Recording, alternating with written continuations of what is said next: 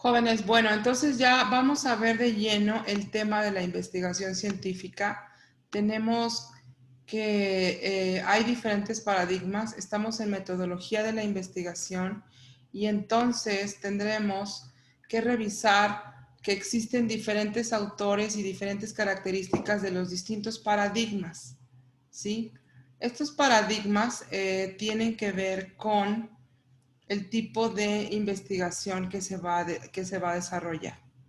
Por lo pronto tenemos que un paradigma es esta idea que a través de un método científico se va construyendo, pero que al mismo tiempo se va superando. ¿Sí? De tal forma que el avance histórico y de la evolución humana a través de las ciencias es siempre superando un paradigma de otro.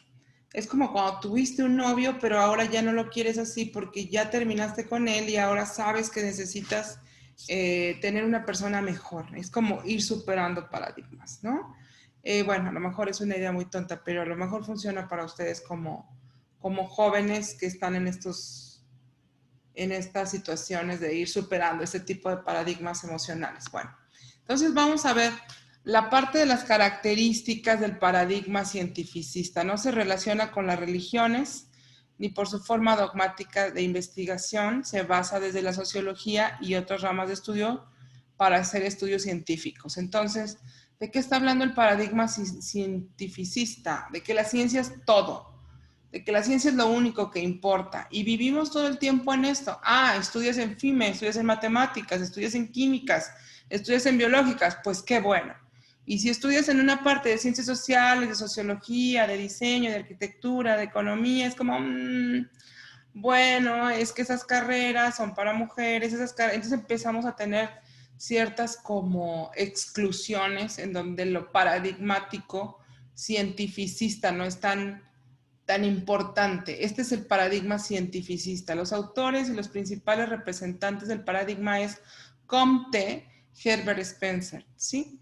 Luego vamos a tener las características del paradigma ideológico. Va a meter la parte de la intersubjetividad, cómo siente la persona. Esta parte de investigación tiene que ver ya con la mercadotecnia, qué sensaciones, qué gustos, qué tipos, qué emociones, ¿no? Ya va a importar en este paradigma cierta ideología de las masas. Utiliza a la sociedad como fuente de datos. Ojo, entonces, el paradigma cientificista va a tener datos duros como fuerza, masa, aceleración, vapor, centímetros, ¿sí? Y el paradigma ideológico con Popper, Lakatos, por ejemplo, y Masterman, va a incluir esta parte de la sociedad, cómo se comportan las sociedades. Entonces, este paradigma es para nosotros en la parte de las ciencias sociales. De la misma forma, el paradigma hermenéutico parte de que el ser humano es por naturaleza interpretativo. ¿Por qué me tuerces la cara? Estás enojado. Es una manera de interpretar, ¿no? Aquí los autores de la interpretación y de la hermenéutica está cortado, pero es Hans Georg Gadamer, ¿no? Es el padre de la hermenéutica, Gadamer, Paul Ricoeur, William Ditley, ¿sí?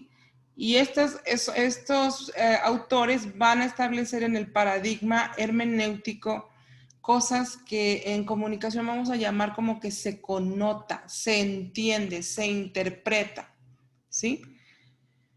El círculo hermenéutico es infinito, entonces no es único, sino que va mutando. Las personas no somos iguales, no somos robots y vamos teniendo características de interpretación.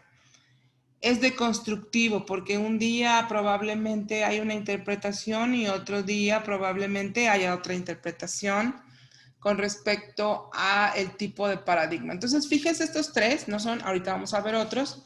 Lo científico es lo duro, lo que no puede ser de otra forma y nada más de esa forma, ¿sí? Los autores son Comte, Spencer, los importantes, ¿no? Es la parte exacta de la ciencia, lo que se comprueba como tal, ¿no? Exacto.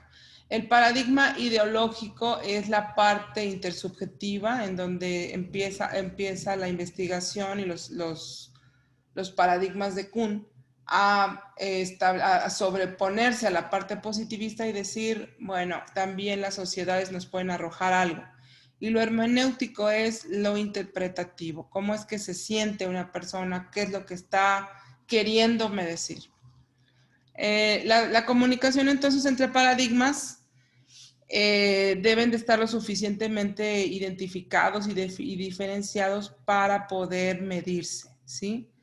Las reglas de acción que justifican el conocimiento son distintas en estos tres, pues seguimos diferentes procedimientos y perseguimos diferentes fines.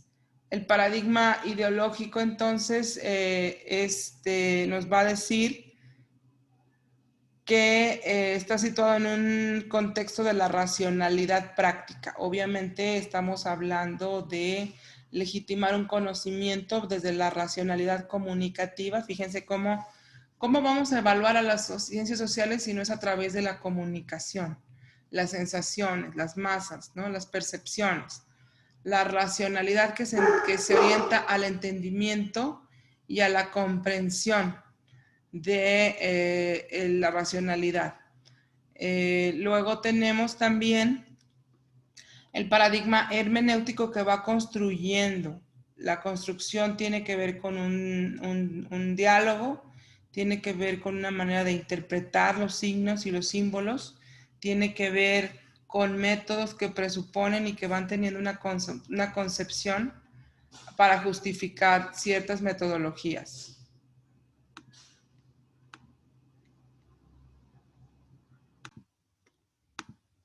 Ok, bueno, nuevamente vamos a ver entonces, dentro de la metodología de la investigación, el objeto de investigación es la realidad y el método va a ser el procedimiento para conocer esa realidad, ¿sí? Cuando hablamos del objeto de la comunicación, entonces tenemos un objeto de investigación de cada ciencia y el método es el procedimiento con el que se van a ir actualizando uno a uno los paradigmas científicos de cada disciplina. Las características, como podemos ver aquí en pantalla, son la sistematización, el control, la medida, la hipótesis, lo autocrítica, lo inductivo, lo circular, lo analítico, sintético y lo preciso, ¿sí?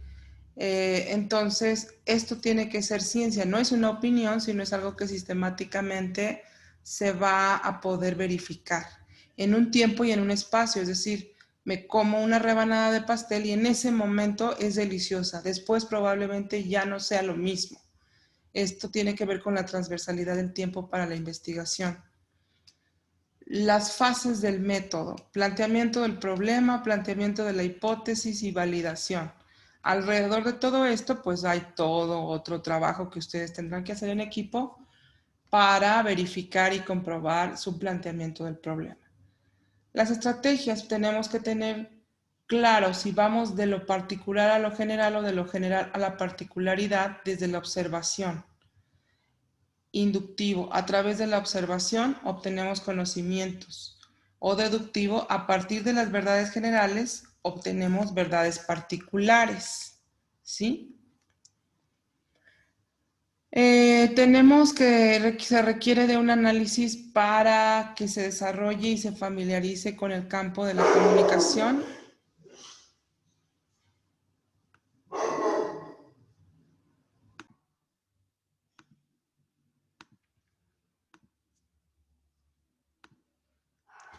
Tenemos entonces, para plantear el problema, y ustedes lo van a exponer, hay que estructurar una idea, ¿sí? Hay que partir de la observación para idear un problema. Tiene que ser un problema lógico y tiene que ser un problema tangible que se pueda medir, ¿verdad? Yo no voy a plantear un problema sobre Venus si no puedo acceder al objeto científico, ¿sí?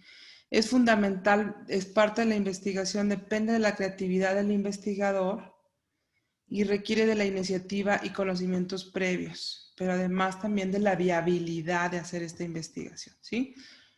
Fases: detectar el problema, elaborar un problema, formular un problema y evaluar un problema, ¿sí?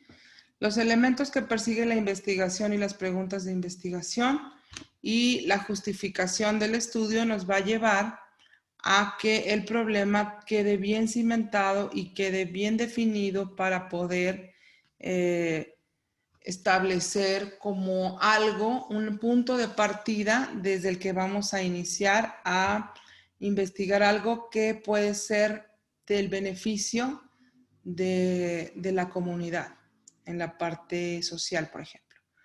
Las hipótesis habíamos dicho que es una suposición a validar como real, como nula o como no válida, ¿verdad? O válida. Es una respuesta provisional al problema planteado. Hasta ahorita, de acuerdo a lo que se puede hacer en el 2020, se establece, y eso es una realidad, se dice, por ejemplo, en la investigación, que el omega 3 puede recubrir las paredes sanguíneas para evitar el COVID-19, ¿no? Entonces hay una hipótesis a comprobar, ¿sí? Las explicaciones tentativas del fenómeno investigado formulado a manera de proposiciones. Se propone que si se compra, o por ejemplo, es posible que una hipótesis sea comprobada en cuanto a los usos y las tendencias de consumo, ¿no? Por ejemplo, en el Buen Fin, si le ponemos el descuento del 15% a todo, entonces va a haber una derrama económica de tantos millones. Entonces se puede hacer una suposición y luego ya después Hacienda verá si hubo ganancia o no. Entonces, son cosas que se pueden comprobar. No necesariamente son verdades, pueden serlo y se tiene que comprobar con hechos.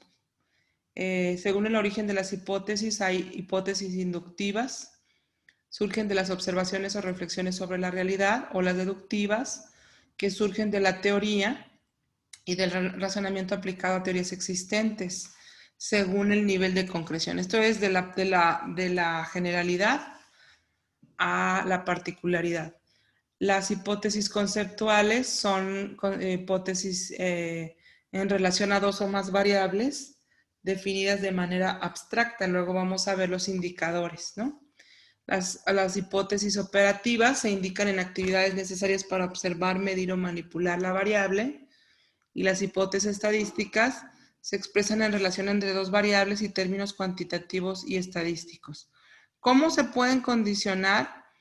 Se forman sí, entonces, o se pueden proponer, si tienes una gran motivación del logro, alcanzarás un alto rendimiento, ¿no?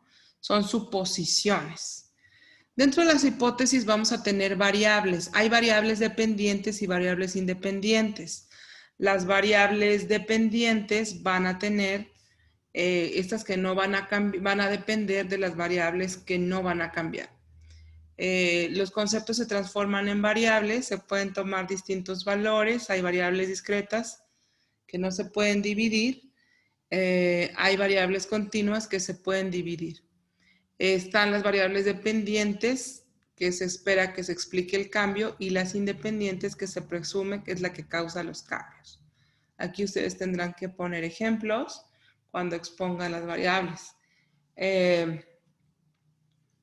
Tenemos también el diseño de la investigación.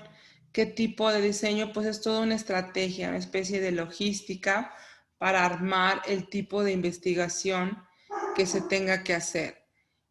Va a indicar qué es lo que se tiene que hacer, cómo se tiene que hacer, cómo se va a realizar y qué propósitos tiene.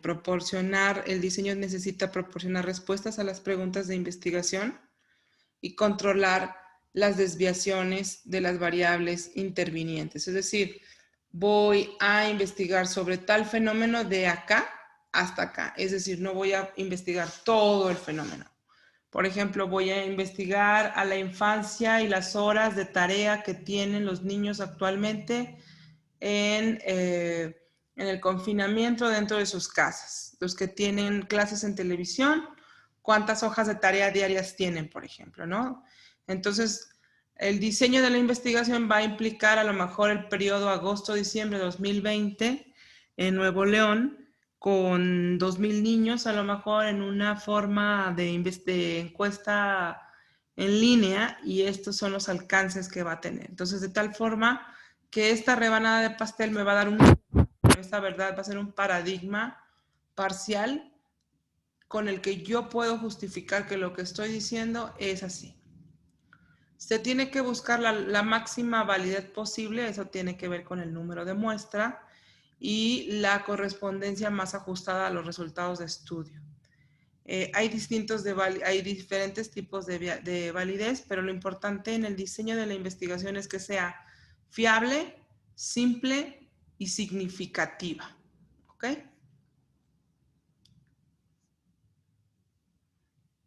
Los tipos de diseño de investigación van a tener que ver con que si es experimental o si no es experimental.